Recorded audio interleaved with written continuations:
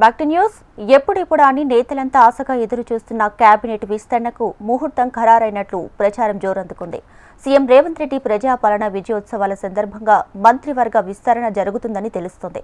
అయితే కాంగ్రెస్ సర్కార్ అధికారంలోకి వచ్చి ఈ నెల 7వ తేదీతో ఏడాది పూర్తవుతుంది. ఈ సందర్భంగా మంత్రివర్గ విస్తరణ చేపట్టనున్నట్లు తెలుస్తోంది.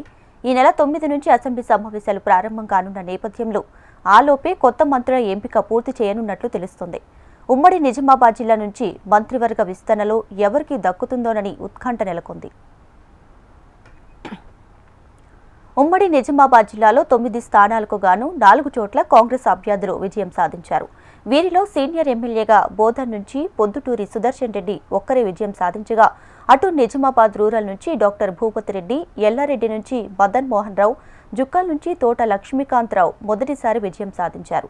కాగా బాన్సువాడ నుంచి బీఆర్ఎస్ నుంచి గెలుపొందిన పోచారం శ్రీనివాస్ రెడ్డి కాంగ్రెస్ తీర్థం పుచ్చుకొని రాష్ట్ర ప్రభుత్వ వ్యవసాయ సలహాదారుడిగా నియమితులయ్యారు. అయితే నిజామాబాద్ నుంచి ఎవరికి మంత్రి వస్తుందోనని పార్టీ వర్గాలు ఉత్కంఠంగా ఎదురుచూస్తున్నాయి. బోధన్ నుంచి గెలిచిన సుదర్శన్ రెడ్డి మంత్రి పదవిపై ఆశలు పెట్టుకున్నారు. 2009 నుంచి 2014 వరకు మంత్రిగా పనిచేసిన సుదర్శన్ రెడ్డి జిల్లాలో కాంగ్రెస్ పార్టీకి పెద్ద దిక్కుగా ఉన్నారు. పార్టీని బతికించడంలో కీలక పాత్ర పోషించారు. కానీ మొదటి కేబినెట్ మాత్రం ఆయనకు చోటు దక్కలేదు. స్పీకర్ పదవి మొదట సుదర్శన్ రెడ్డికి ఇచ్చినా దాన్ని ఆయన తిరస్కరించి ఇస్తే మంత్రి పదవి లేదంటే ఖాళీగా ఉంటానని చెప్పారు. దీంతో అది కాస్త వెయిటింగ్ లిస్టులో పడింది. ప్రస్తుతం సీనియారిటీ కోటాలో మంత్రి పదవి రేసులో ముందు వరుసలో ఉన్నారు సుదర్శన్ రెడ్డి.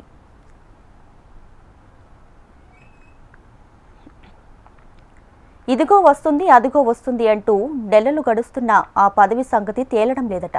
సీఎం ఢిల్లీ వెళ్లిన ప్రతిసారి ఇక మాకు పదవి పక్కా అనుకున్న నేతల ఆశలు అడియాసలు అవుతున్నాయట.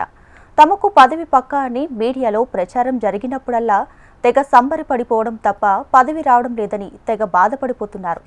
ఇంతకీ కాంగ్రెస్ నేతలు ఎందుకు అంతలా డీలా పడుతున్నారు? ఏ పదవి కోసం అంతలా వారు ఆరాటపడుతున్నారు?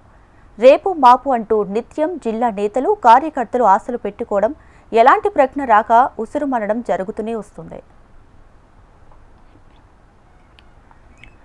ఎల్లారెడ్డి నుంచి ఎమ్మెల్యేగా గెలిచిన మదన్ మోహన్ రావు సైతం ఏఐసీసీ ద్వారా మంత్రి పదవి కోసం జోరుగా పావులు కదుపుతున్నట్లు తెలుస్తోంది.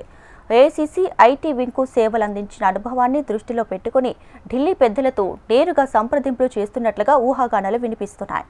ఇక నిజామాబాద్ అర్బన్ నుంచి పోటీ చేసి ఓటమి పాలైన మాజీ మంత్రి షబ్బీర్ అలీ తనకు కేబినెట్ బెర్తు ఖాయమనే ధీమాతో ఉన్నారు. తన కామారెడ్డి సీటు త్యాగం చేయడంతో తనకు గెలిచినా ఓడినా ఎమ్మెల్సీ పదవి ఇచ్చి మంత్రిని చేస్తారని ఆశించారు. ఇక మైనారిటీ కోటాలో ఇంకా ఎవరికీ బెర్త్ లేకపోవడంతో ఢిల్లీ స్థాయి సంబంధాలతో షబ్బీర్ అలీ ప్రయత్నిస్తున్నారు.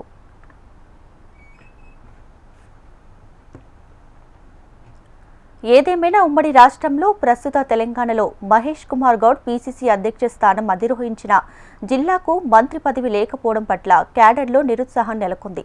అసలు ఉమ్మడి నిజామాబాద్ జిల్లా నుంచి ఆ మధ్య పదవి ఎవరికి వస్తుందోనని పార్టీ శ్రేణులు ఎదురు చూస్తున్నారు.